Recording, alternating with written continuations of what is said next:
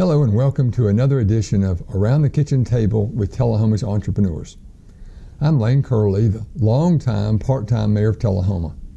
As you may know, every year I introduce a different community initiative. Things like Go Green Tullahoma, Get Fit Tullahoma, the Sports Council, Tourism Council, and so forth.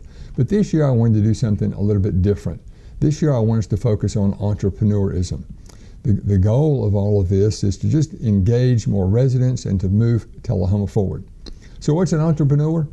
Entrepreneurs are the makers, the doers, the hustlers, the risk takers, and often the dreamers. They often bring a vibrancy to our community. They turn ideas into reality and they create jobs. These are the founders who have invested their own blood, sweat, and often tears. Oftentimes their ideas start around a kitchen table, just like this one. We have hundreds of successful entrepreneurs in Tullahoma. We need to welcome, encourage, and celebrate these entrepreneurs. It's important we support our local entrepreneurs.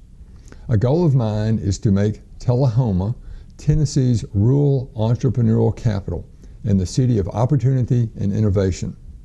So why are we around the kitchen table? Believe it or not, that's where many business ideas are created and nurtured. Some ideas then move to a garage or perhaps a small office or a storefront, and then the business is off and running.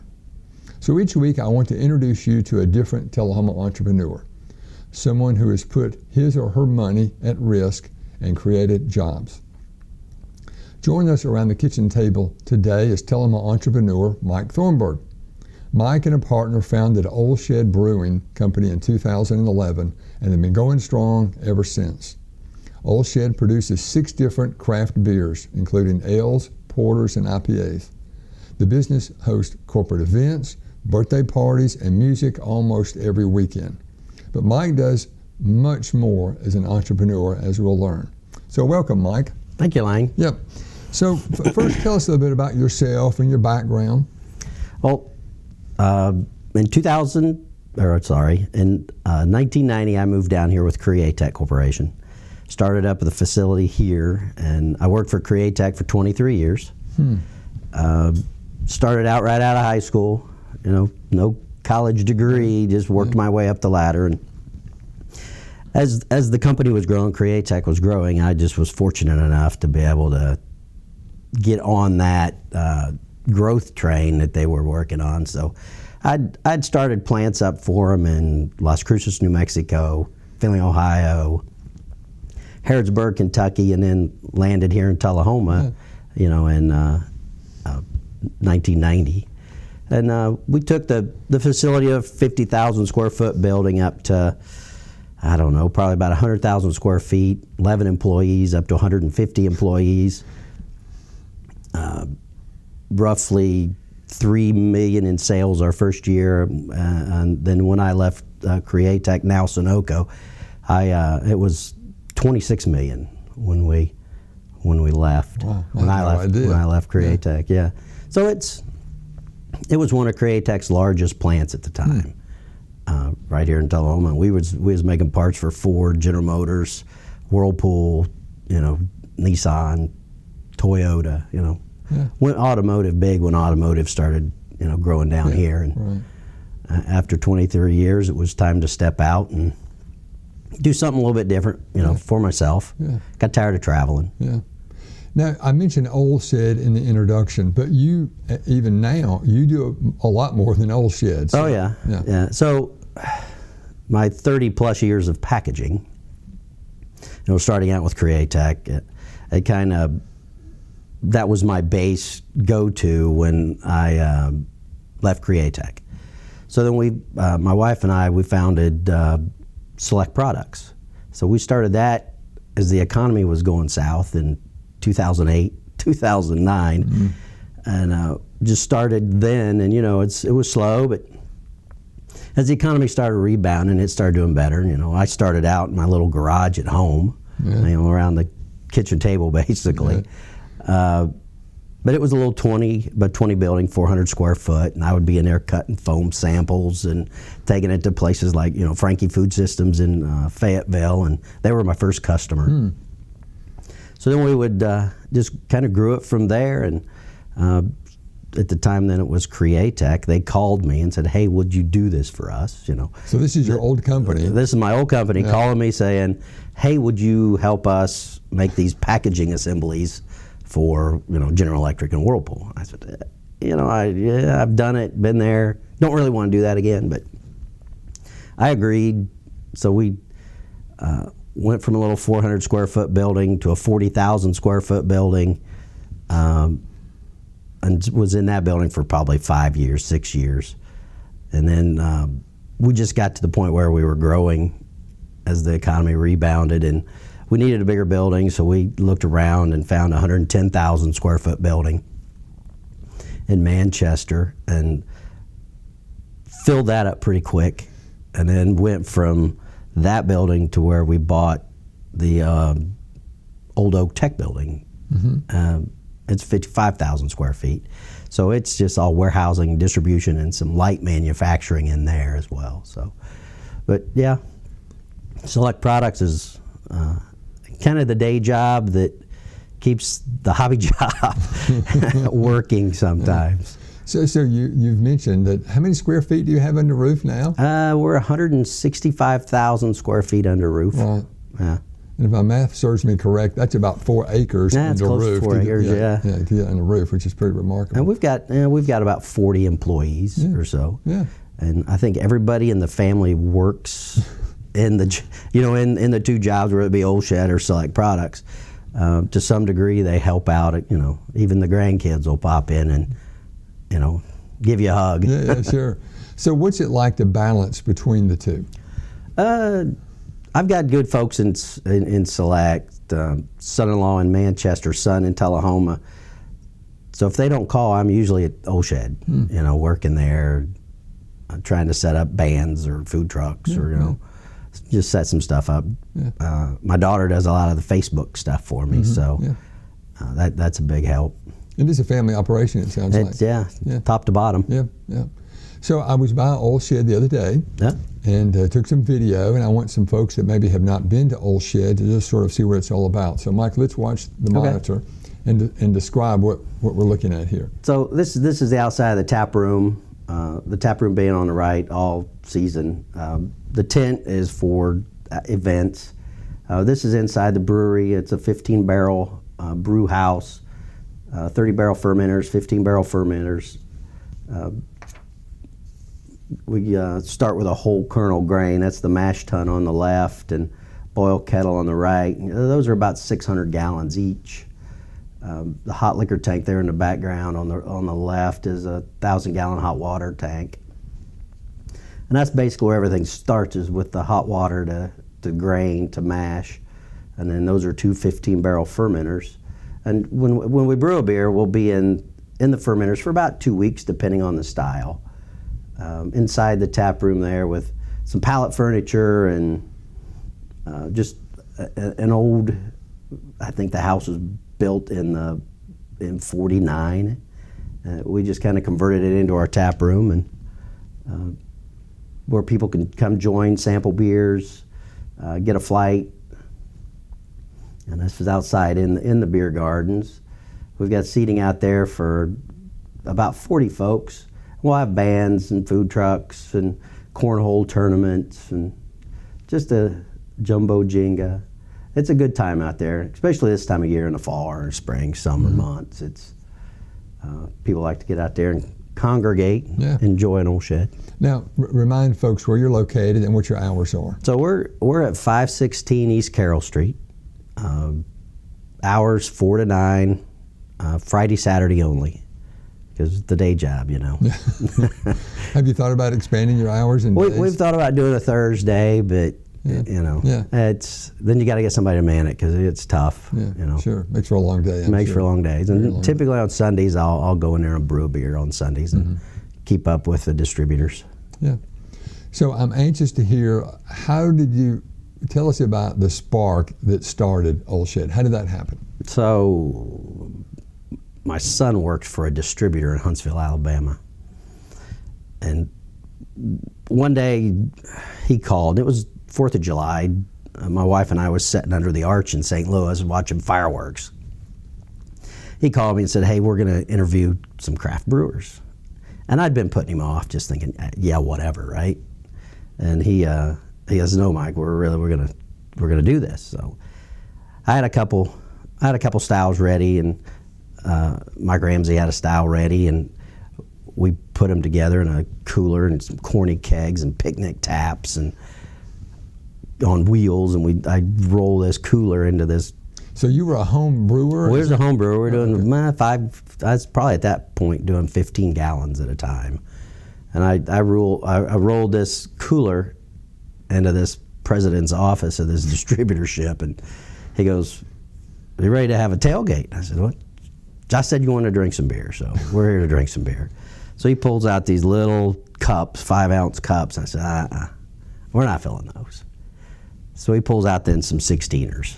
So then we start pouring some beers. And then from there, it was just the three of us in his office. The next thing I know, there was probably 12, 15 people in his office drinking on the old shed. It wasn't an old shed at that time, but so everything we took down there, we had pretty much went through, drank it all. And the president of that distributor said, "I'll take all you can make." Well, at that point, that was all we could make. We were out of beer right then. So I came back. I ramped up my little 15-gallon system up to a 1-barrel system. So a barrel's 31 gallons. So I ramped that up to a 31-gallon system and started making some beer. Well, then the distributor here in town, Cherokee now, called on us, and we went down that road, and just for the first few months trying to prepare for our big rollout, and on May the 12th of 2012, we brewed for probably 2 months nonstop, Saturday and Sunday, 2 brews a day. To get 52 kegs is all we made in that short amount of time. And we went through all that in one night up at the restaurants in town. And it was quite the time. Yeah. But it was fun, and it's been, up and up ever since. Now, was this before you opened on East Carroll Street? Or? Yeah, so we opened the brewery first. And then after the brewery opened, we waited about a year to open the tap room. So, and that was just taking our time, doing a lot of the construction work inside ourselves as much as we could. Yeah, sure. So craft beer lately has just really seen an explosion, I believe. Yeah. What makes your beer unique? Other than being local, I don't know. Yeah. There's other folks are, trying to, like we talked yesterday, other folks are coming into, Manchester, Coffee County, and that's fine. It's an explosion. We're not here to compete against each other. We're here to, and if they called me and said, "Hey, do you have a bag of grain?" I said, "Yeah, come get it." Yeah. I'd help them out, or yeast or whatever. Sure. So now, were you working full time in your other business while this was going on? Yes. Okay. So what was that like? The pressure of.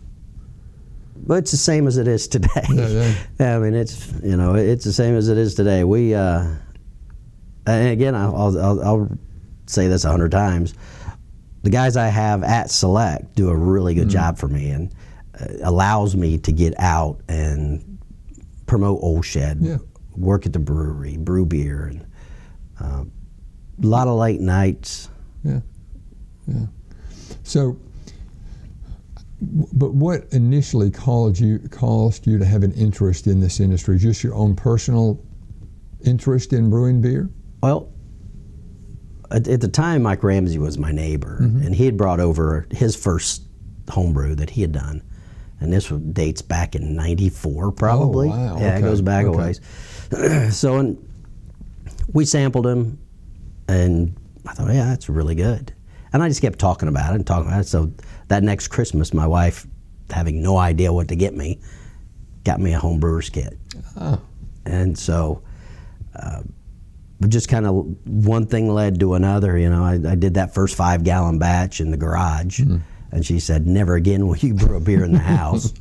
So then out to the detach I went, a little 20 by 20, and started brewing out there, and I'd brew about once a week, and then it got to the point where you was bottling, and you got into kegging it, and so then you'd have enough beer built up, you would want to brew again, and you couldn't because you had beer, and so then you throw the empty the keg parties. Folks come over, friends come over, and we empty the kegs so then I can brew some more beer, different styles, or play around with it. And once we opened the tap room, folks started saying, it's not as fun in the tap room as it is in your garage at home, because it's free in your garage at home. So the tap room, it's got cost. It has to. Sure. Yeah. But it's a fun hobby that got just kind of, I'm not going to say spiraled out of control, because it's still a lot of fun. I enjoy doing it. Yeah. So you mentioned cost. What was the biggest risk you took back in 2010, 11, 12 time frame? What was the biggest risk as an entrepreneur? Well, deciding whether to take that one barrel system to the current system we have today to 15, and that big expenditure you have on all that stainless steel, and then all the support equipment that goes with it. From hot water heaters to water filtration to kegs. That was probably our biggest hurdle. Was once we had the equipment in, we didn't have enough cooperage, kegs to be able to get it out there. So we're probably a little over 800 kegs, stainless steel kegs right now, either at the brewery or at the distributors or out in the market. Wow, 800? Yeah. Good grief. So that's an investment that you've made. Yeah, you got to have them. Yeah, so sure. So how are you growing your business? So in 2018, early 2018, we ended up purchased a canner. So we're canning our own products there at Old Shed now, and so we went from only having one style in a can to all four. The main four: the Southern Pale Ale, the Potbelly Porter, the Honeydew Golden Ale, and the Haystack IPA. And the barrel aged stuff, beers that we're doing right now is a porter, and the Southern Pale Ale, and some whiskey barrels, and that has really exploded and taken off really well for us. And we do some seasonals, to draw some folks into the tap room. Like right now we've got a red ale. And then, I got to thinking, well, it's red, we'll use rye. So I'm thinking, I know a place that I can get a rye barrel. So I took some of the red and aged it in a rye barrel. So we'll see how that turns out. A lot of it's just, you throw it at a dartboard, but it's a pretty good educated dartboard. Yeah, sure. So what has canning done for your business? What opportunities has that opened? So it's pretty much doubled the volume through the brewery, and because now you're opened up to more than just restaurants and bars, right? So you're in the gas stations, the convenience stores, the grocery stores, and package stores. So it's basically doubled. We've got a few stores around town doing really well with it. So do you sell all that through a distributor through Cherokee, or do you actually call on grocery stores? And no, I'll go out with and help promote with Cherokee. But no, everything goes through a distributor. Okay, all right. So how has the industry changed in the past 10 years or so, Mike? Well, take for instance Nashville. Okay. And it's, Nashville's 70 miles away or whatever.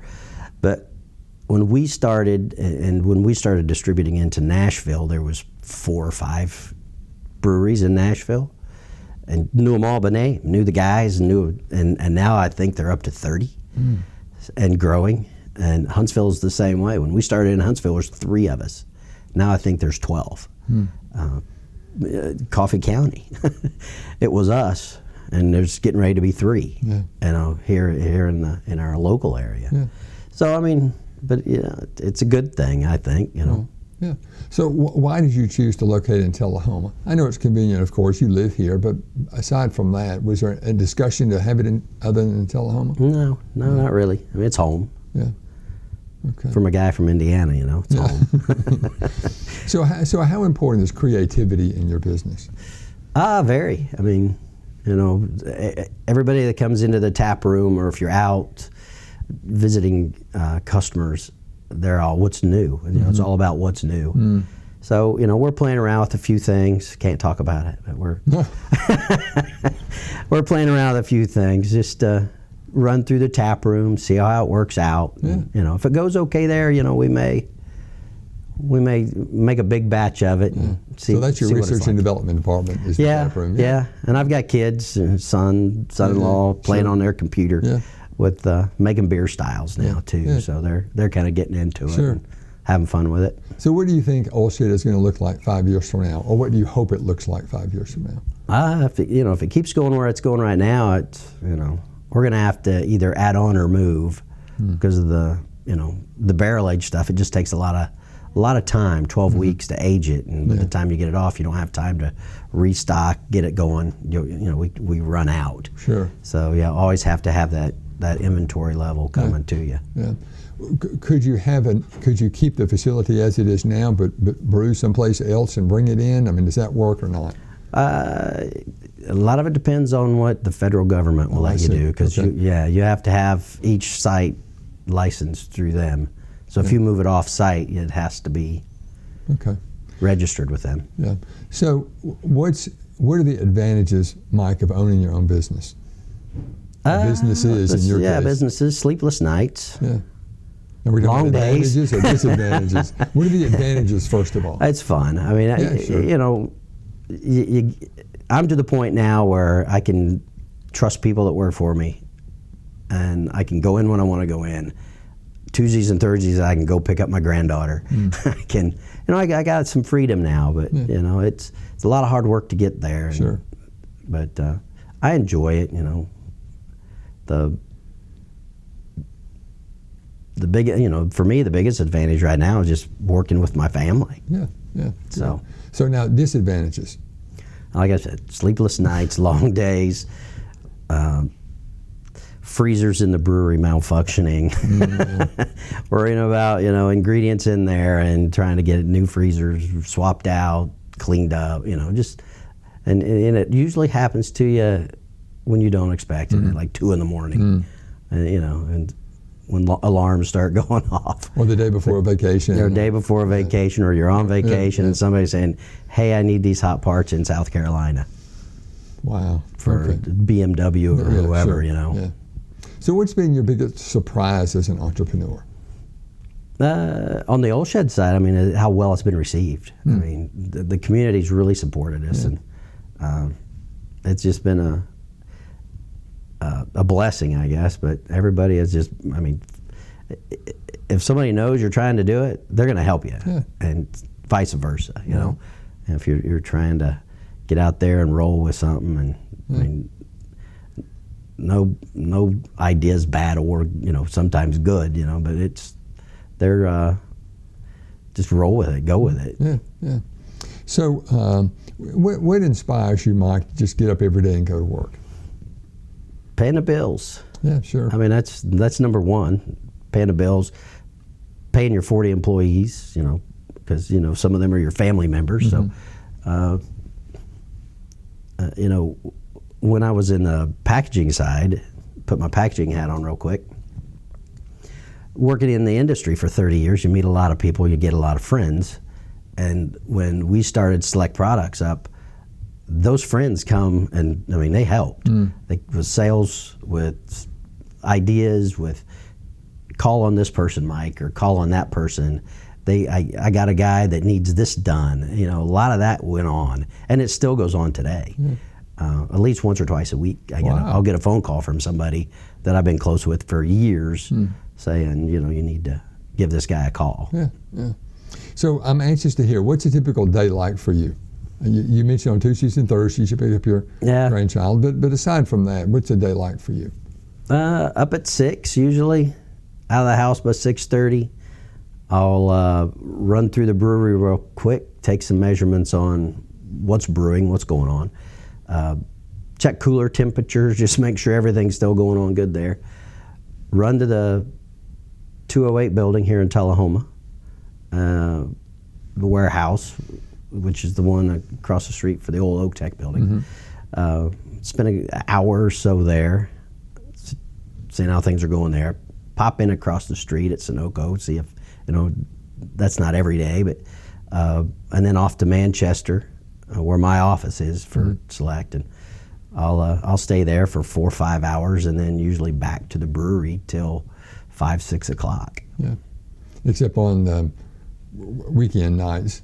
You're there weekend nights, yeah, we're there till 9 and 10. Yeah. Try to get everybody run out of there by 10 on Friday and Saturday, so we can get up and do it again. Do something, because usually there's something to do on Saturday morning at the brewery, where it's wash kegs or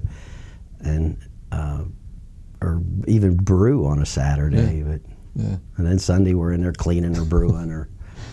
So what's your advice, Mike? Watching this, thinking about being an entrepreneur, what advice would you give them? If you're passionate about something and you want to do it, just do it. Just try. It's tough when times get tough, and times will get tough. Right. Just don't give up on it, because it took me for Select 5 years to get over the hump. Old Shed 5 to 6 years to get over the hump, and but once you get over the hump, if you can maintain it, it's good. Yeah. And just don't quit. Yeah. So perseverance is critical. Yeah. So what are some of the lessons you learned going through the challenges that you went through for either company? Well, growing up through, and I was 18 years old, started with Createch. Growing up through Createch, independent, family owned, pretty much family operated. They treated everybody like family. They let me run Tullahoma like I owned it. So you learn a lot of hard knocks on somebody else's dollar along the way. And then you get mentored, and Dick Lewis was a great mentor to me. We would, he'd fly in one day and just go over the P&L. To sit there with this guy that did it, and made it, just go over step by step. It's, and you learn through hard knocks. You learn through mentors. It was a 23 educated years with working with Createch. Yeah. Some good, some really good, some rocky. Yeah, sure. So last question, Mike. What advice would you give your younger self if you could go back 20 years? Start sooner. Start doing it sooner. Yeah. Don't wait. Yeah. Are you talking about the Old Shed part of it? All of it. All of it. All of it. Yeah. Just don't wait. Yeah. As soon as you can, do it. Yeah. I wouldn't wait until 45-ish. Yeah. Well, that's good advice. Mike, I really appreciate your time today, and I hope you've inspired the folks that are watching that, we've got, I believe, a lot of folks in the Tullahoma area that are interested in becoming entrepreneurs, and they just need maybe a little bit of a dose of encouragement, and you've given that today. Thank you. And I appreciate that. So thanks for joining us around the kitchen table today. All right. Thanks, Lane. Thank you.